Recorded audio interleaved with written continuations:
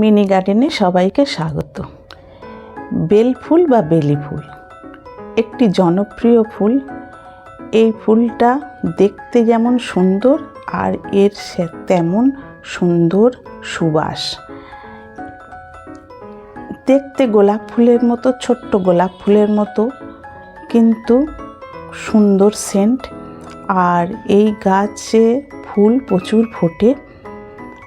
সাধারণত গ্রীষ্মের প্রথম থেকে গাছে ফুল ধরা শুরু হয় এবং বর্ষার শেষ পর্যন্ত এই গাছে ফুল কন্টিনিউ দিতে থাকে।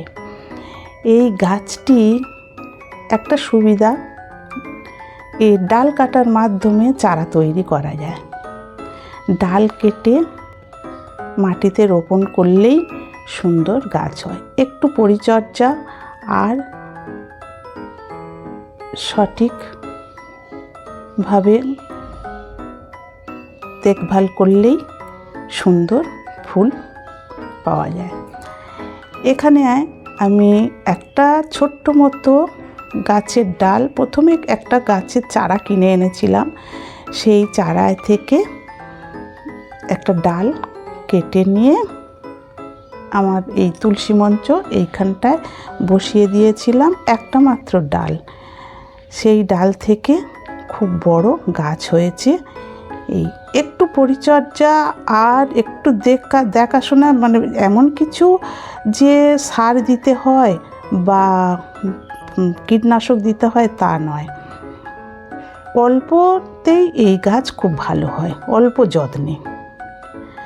আর এখানে প্রচুর ফুল ফুটেছে। এই ফুলটা আমি কন্টিনিউ তুলি, প্রত্যেক দিন এত ফুল ফোটে। আর এই গাছের যদি একটু সুপার ফসফেট গাছের গোড়ায় দেওয়া যায়, খুব ভালো ফুল হয়।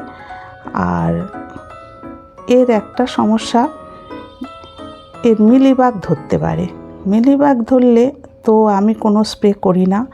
মিলিবাগ ধরলে আমি হলুদ জল করে দিয়ে দিই। মিলিবাগটা প্রথমে ধুয়ে পরিষ্কার করে দিই, তারপরে হলুদ জল দিয়ে গাছটাকে স্নান করিয়ে দিই। দিলে আর মিলিবাগ আসে না। এতেই গাছ ঝলমল করে আর সুন্দর ফুল দিতে থাকে। এখানে মাঝে সাঝে কিন্তু খোলের গুঁড়ো দিই, খুব কম, কারণ অন্যান্য গাছে যখন দিই তখন এই গাছের গোড়ায় একটু দিয়ে দিই। আর যেহেতু মাটিতে রোপণ করা আছে, সেই জন্য একে বেশি কিছু সার দিতে হয় না, এর দিকে বেশি লক্ষ্য রাখতে হয় না, তাতেই কিন্তু এত সুন্দর ফুল দেয়। এখানে আমি প্রত্যেক দিন পূজার জন্যে ফুল তুলি। বন্ধুরা, তোমরাও এই গাছ লাগাও, ভালো ফুল পাবে, সুন্দর ফুল হবে। ধন্যবাদ।